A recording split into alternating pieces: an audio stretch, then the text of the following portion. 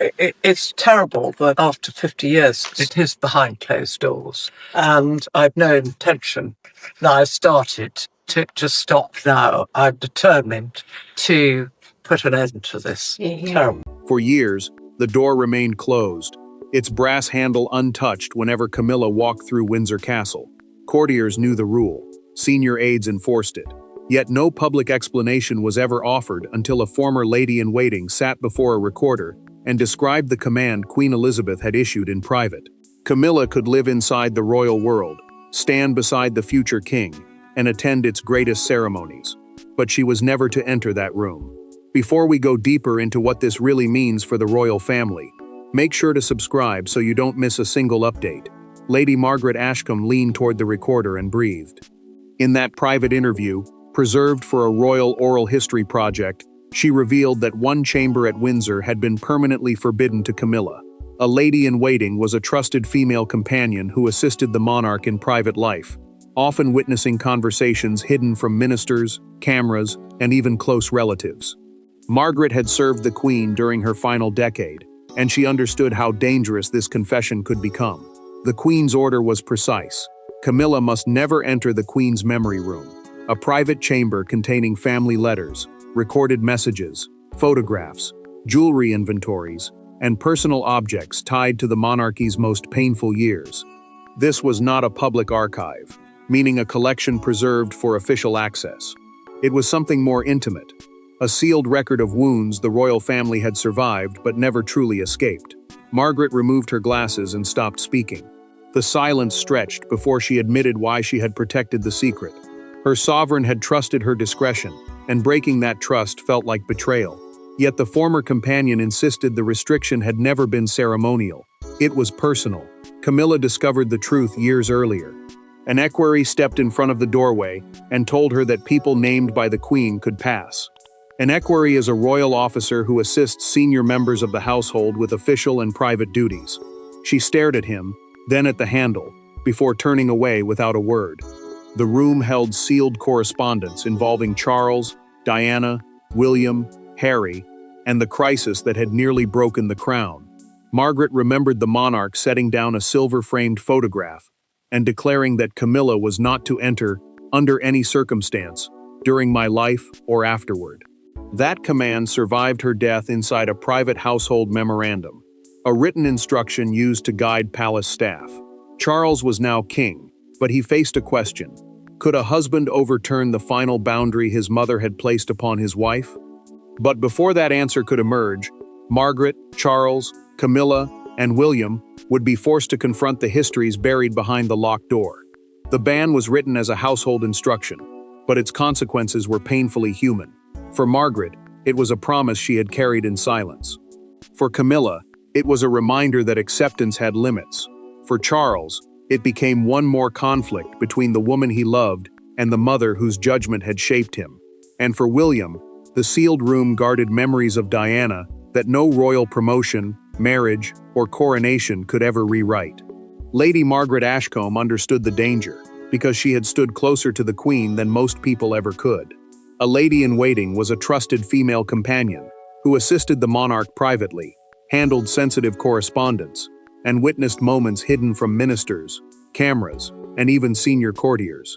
Margaret had been present when the access list for the memory room was revised, and she knew every name that had been added, removed, or deliberately left outside. Camilla believed Windsor was part of the life she had built with Charles. She had endured public hostility, years of judgment, and the long struggle to stand beside him openly. Yet William saw certain spaces differently. To the prince, the room was moral territory linked to his grandmother and Diana. One woman saw exclusion. One son saw protection. Neither believed they were defending something small. Margaret remembered entering the chamber with Queen Elizabeth after a painful family anniversary. The monarch opened a blue leather box and lifted one of Diana's handwritten notes. Her fingers remained on the paper longer than expected, before she returned it carefully and told her companion that sentiment is never rearranged for convenience. Margaret understood the warning. The room was not meant to flatter the living. It existed to preserve what they might prefer to forget. Camilla felt that judgment deeply. After learning that Catherine and William could enter while she could not, The queen consort sat alone and removed her gloves one finger at a time. She asked an aide whether she would always remain a guest inside her husband's family. The question was quiet, but the wound beneath it was not. Charles received the access memorandum soon afterward. A memorandum was a written palace instruction used to record decisions for household staff. The king read the final restriction twice, placed the paper face down, and asked only one thing: who else had seen it? William already knew why the document mattered. Inside the room rested a sealed cassette recording and several letters from his mother. He feared that granting Camilla access could allow the past to be softened, reorganized, or absorbed into a safer royal story. Margaret then revealed the Queen's final safeguard. 2 approved family members had to be present whenever the most sensitive cabinet was opened. And that protection had not come from vague suspicion. It had been created after one unforgettable anniversary gathering, when a single act crossed a boundary the Queen never forgave. The decision began not with a constitutional argument, but with a photograph moved several inches across a table. It happened during a private family gathering at Windsor, when old grief sat beneath every polite exchange. One gesture was noticed, one conversation turned cold. By the end of the evening, Queen Elizabeth had summoned Margaret without Charles or Camilla present. What followed became the specific trigger for the prohibition that would survive the monarch herself. On 31 August 2017, the family gathered to mark 20 years since Diana's death. Charles arrived, carrying the weight of memories he rarely discussed. Camilla stayed close to him, aware that every reference to the late princess could reopen wounds the household had spent decades trying to contain. William and Harry entered with Catherine beside them, while senior courtiers maintained the careful silence expected on an anniversary that still divided public feeling and private loyalty. The Queen opened the memory room for a limited period that evening. It was a private chamber, used to preserve intimate family letters, recordings, and photographs that were never intended for public display. Selected relatives were allowed inside to view a temporary arrangement prepared for reflection. Camilla stepped only as far as the threshold. No written ban existed yet, but she understood that she had entered ground shaped by grief. Then she saw the photograph. Diana stood beside William and Harry, positioned close to an image of Charles. Camilla believed the arrangement placed unnecessary pain before her husband on an already difficult night. She quietly asked an aide to move the frame to a side cabinet. The request sounded practical. The meaning was explosive. William returned moments later and noticed the empty space. He demanded to know who had moved the picture. When the aide brought it back, the prince took it with both hands and restored it himself. He looked directly at Camilla without raising his voice, and that restraint made the moment even colder. Queen Elizabeth asked why the photograph had been touched. Camilla answered that she wanted to spare Charles further distress. The monarch listened, then replied that grief did not become less true simply because it made the living uncomfortable. Charles said nothing. His silence protected no one. Later that night, Lady Margaret Ashcombe found the Queen alone inside the chamber. The monarch closed the blue leather box containing Diana's correspondence and ordered a complete access protocol before breakfast. A protocol was a formal set of rules used to control who could enter and what they could handle. The instruction was absolute. Camilla could never enter again, alter a display, request an object, or direct another person to remove anything. Years later, she would return to that same door as queen consort and ask whether a dead monarch's command could still bind the household of a living king. That question could not be settled through polite correspondence, and when Camilla demanded an answer, buried resentment moved from paper into confrontation.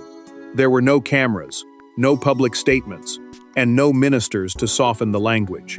Camilla stood in the Windsor corridor with Charles beside her, while William waited near the sealed doorway. The old memorandum had been placed on a table between them. She had spent years accepting the Queen's restriction in silence. Now she was queen consort, living under a new reign, and she wanted the lock opened. William's answer came before his father could speak. Camilla had submitted a formal request to enter the memory room as part of a wider review of private royal holdings. The plan was presented as practical, even necessary. Letters had to be catalogued. Jewelry records needed checking. Personal material from the late Queen's reign required new oversight. But everyone standing near that door understood the truth. This was not about organization.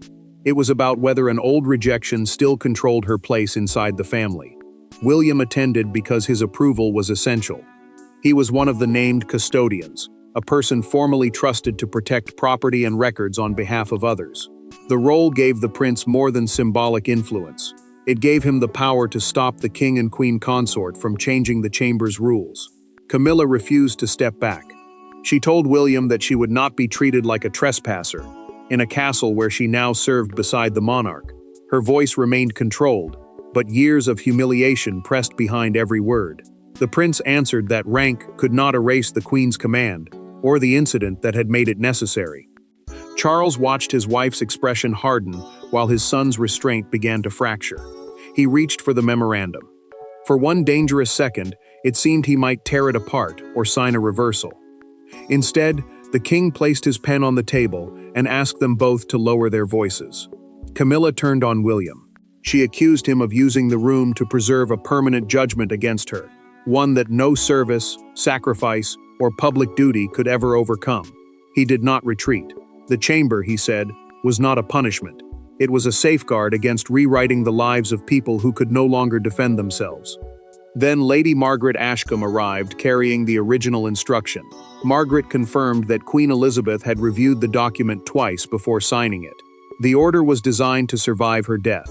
It could be changed only through unanimous agreement between the sovereign, two family custodians, and the appointed witness.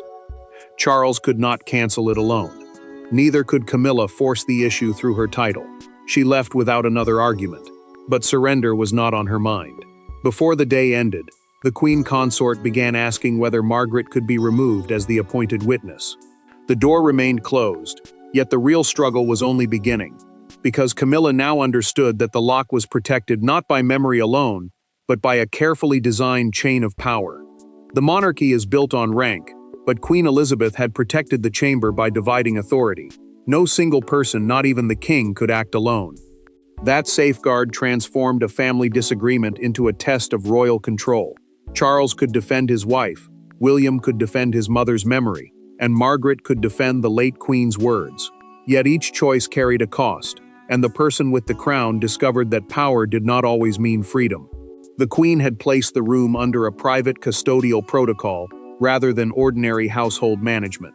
A custodial protocol was a formal arrangement that divided responsibility among several trusted people, preventing one individual from changing access or removing sensitive material.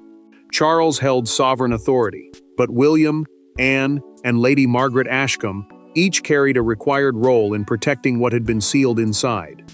Queen Elizabeth had created that system for a reason. The chamber contained letters, photographs, recordings, and private family records never intended for government archives or public exhibition. She feared that grief, ambition, or future pressure could lead someone to move a photograph, hide a letter, or present only the version of history that caused the least discomfort. Charles read his mother's handwritten note alone in his private study. His thumb pressed against the edge of the page as he reached the final line. The king then whispered that she had found a way to continue correcting him even after death. He sounded bitter, but beneath that bitterness sat something more painful. He knew she had expected him to face this exact conflict. Princess Anne gave him no escape. She met her brother privately and told him she would not approve Camilla's entry. The Princess Royal, a title traditionally given to the monarch's eldest daughter, reminded Charles that their mother had not forgotten his wife's years of service. She had simply witnessed a boundary being crossed and refused to let royal rank erase the consequence. Camilla moved quickly. She asked the household secretary whether Margaret could be removed as appointed witness. The secretary explained that the former companion's authority remained valid unless she resigned voluntarily. That answer struck harder than a public refusal. Camilla could appeal to her husband, challenge William, and argue with Anne, but she could not command Margaret to surrender. Then the invitation was sent. Margaret received a request to meet the queen consort without aides present. She understood at once that the conversation would not concern etiquette. Camilla wanted to know whether the final guardian of Elizabeth's command could be persuaded to release it. But Margaret carried something no one had yet heard. The signed memorandum was only the first protection. The late monarch had also recorded a private spoken statement explaining why the room must remain unchanged. Before that voice could be played, however, the dispute began spreading through Windsor, forcing servants, archivists, and security officers to decide which royal instruction they would obey. The consequences arrived quietly. A key disappeared from one office. An archivist refused a verbal request. A security officer asked for written authority before moving a barrier. No one openly defied Camilla, yet the machinery of Windsor began slowing around her. The queen consort had entered palaces, processions, and history itself, but one sealed room remained beyond her reach. Then she discovered that even her husband's staff were enforcing the dead queen's command. Security officers began recording the name and time of every person who approached the corridor. Archivists suspended all requests connected to the memory room until the custodians reached a decision. A custodian was someone formally trusted to protect property or records for others, and each one now held a piece of authority that even the king could not ignore. Windsor's staff felt the pressure immediately. Charles's private office wanted the dispute ended without scandal, while members of his mother's former household insisted that the protocol remained binding. Every servant feared the same thing: obey Camilla and risk betraying Queen Elizabeth, or enforce the old order and appear disloyal to the present reign. Camilla tested that loyalty herself. She sent a senior aide to request a jewelry inventory believed to be stored inside the chamber. The aide returned empty-handed and explained that no document could be released without unanimous written approval. She removed her reading glasses, folded the request carefully in half, and asked whether her title meant anything inside Windsor. No one answered. Charles reacted with controlled fury. He summoned the household secretary and demanded to know why his wife's request had been refused. A household secretary was the senior official responsible for coordinating the royal residence and its staff. When the official repeated that every custodian must approve access, the king turned toward the window and dismissed the room without issuing another command. His crown had given him authority, but not the freedom to erase his mother's safeguard. Then the situation darkened. An archivist discovered that an index card referring to a cassette marked W. Private August had vanished from the outer catalog. Someone already knew which recording mattered. Suspicion spread through the household, because removing the card served only one purpose: hiding the trail before the Queen's explanation could be heard. Lady Margaret Ashcombe hurried to check her sealed copy of that statement. The tamper strip had been pressed but not broken. Someone had handled the case. William moved at once. He ordered the recording transferred to a protected safe until every custodian could meet. Later, he told Catherine that the battle was no longer simply about Camilla entering the room. It was about what someone feared his grandmother's voice might reveal. Before that truth emerged, Camilla sent Margaret one final request: a meeting without officials, legal advisors, or demands. For the first time, two women would face the wound alone. Camilla entered the small sitting room without an aide. Margaret was already waiting beside an untouched tea service, the Queen's sealed recording case resting between them. There were no titles in the way Camilla spoke, and no ceremony in Margaret's reply. One woman had spent decades fighting to be accepted. The other had spent decades protecting someone else's confidence. When the door closed, neither could hide behind the monarchy, and the conflict finally became painfully honest. Lady Margaret Ashcombe placed the sealed case on the table, but kept one hand close to it. She explained that the recording could not be surrendered without the approval of the custodians, the people formally trusted to protect the room and its contents. Camilla did not challenge her. She had not come to seize the tape. She had come because every official answer had left the deepest question untouched. Camilla said she had never wanted to destroy Diana's memory or remove the Queen's belongings. She wanted to stop being judged forever by the most painful chapter of a family history that had wounded everyone involved. Years of duty had brought her closer to the crown, yet the closed door still told her that service could not erase the past. Margaret listened before naming what Queen Elizabeth had truly feared. The monarch had not been frightened by Camilla simply standing inside the chamber. She had feared her instinct to protect Charles by moving, softening, or hiding reminders that caused him pain. That instinct may have come from love, Margaret said, but love could still become dangerous when it tried to control memory. Camilla lowered her voice. She admitted that moving Diana's photograph in 2017 had been wrong. At the time, she had believed she was shielding Charles from an unbearable reminder. Now she understood the cost. Protection could become erasure when the person being removed was no longer alive to defend her place. Margaret offered one path forward. Camilla could hear the Queen's spoken explanation, but only with Charles and William present. She would also have to agree that, after hearing it, she would never again seek access to the memory room. Silence followed. Camilla placed both hands flat on the table and accepted the condition. She did not ask for the key. She asked something far more vulnerable. Had the Queen ever believed she could change? Margaret answered with unexpected compassion. The monarch had recognized that Camilla changed in many ways, but forgiveness did not require every boundary to vanish. Some limits protected truth. They did not preserve hatred. Camilla signed the acknowledgement. Soon, she, Charles, and William would hear the Queen explain the room in her own voice. The fight over access had ended, but the final emotional verdict still waited inside the sealed recording. Charles sat between his wife and his son when the Queen's voice filled the private chamber. She did not sound angry. That made the message more devastating. Her words described memory as a duty owed to the dead and a discipline required of the living. By evening, news of the Forbidden Room had escaped Windsor. The public did not hear the recording itself, but one image outside the castle captured everything Britain believed the monarchy was still trying to resolve. Princess Anne and Lady Margaret Ashcombe sat across from them as the statement continued. The Queen explained that the memory room had to remain protected because private grief could not be rearranged whenever rank, reputation, or family comfort changed. An archival chamber was a secured room used to preserve important records and personal material. This one, however, guarded more than history. It protected the emotional truth of people who could no longer speak for themselves. Charles kept his eyes lowered after the recording ended. He did not defend Camilla, and he did not challenge William. The king simply said that his mother had made her intention impossible to misunderstand. His words carried no triumph, only surrender. For years, he had believed love could heal every division. Now he understood that some wounds demanded recognition before they could ever approach peace. For yours. Camilla opened her folder and removed the access request. She tore the page once down the center, placed both halves before Margaret, and asked her to ensure the chamber remained exactly as the Queen had left it. William watched without speaking. The future king had prepared himself for resistance, yet her acceptance unsettled him more than another confrontation might have done. Then the secret escaped.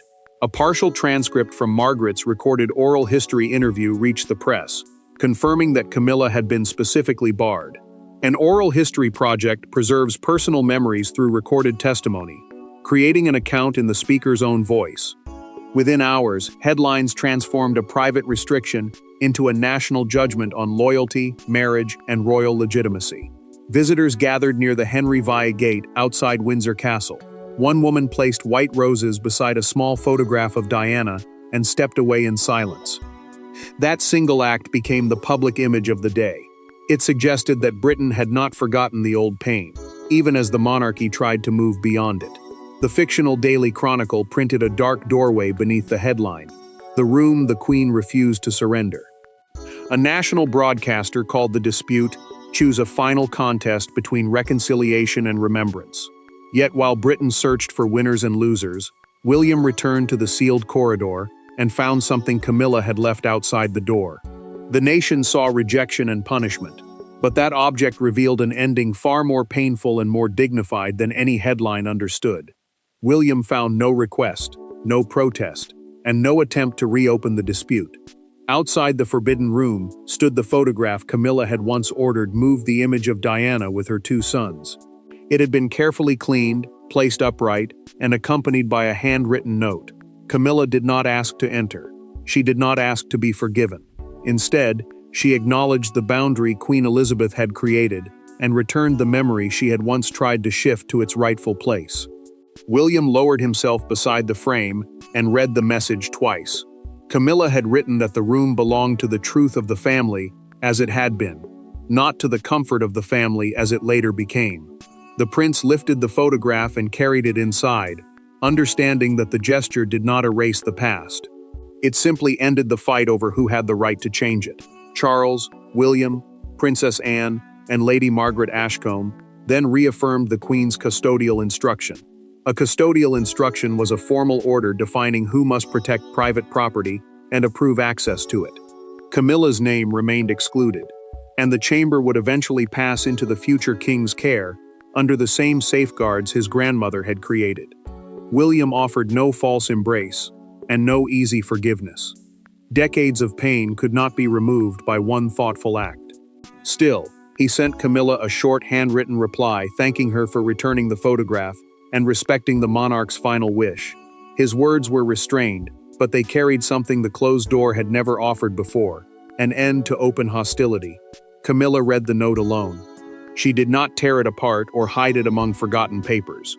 The queen consort placed it carefully inside her desk, accepting that she had gained no key and no access. Yet she had ended the struggle that had turned one locked chamber into a symbol of permanent warfare. Charles finally understood the lesson his mother had left behind. He told his wife that the restriction had never meant she did not belong. It meant that belonging to a family did not grant ownership over every part of its suffering. Camilla listened, and this time she did not argue. Margaret completed her duty through a final recorded addition to the Royal Oral History Project. She stated that the Queen's command had been obeyed without revenge and accepted without further challenge. The former companion then resigned as appointed witness and transferred that responsibility to Anne, who promised to protect the room without bitterness. The Forbidden Chamber did not prove reconciliation had failed. It proved that reconciliation without boundaries was surrender. Camilla found dignity not by forcing the door open, but by accepting why it had been closed. The key remained with the custodians. The photograph returned to its place, and the door stayed shut not as a threat, but as the boundary that finally allowed the family to stop fighting. Thanks for watching. Please don't forget to like and subscribe, and we will see you in next one.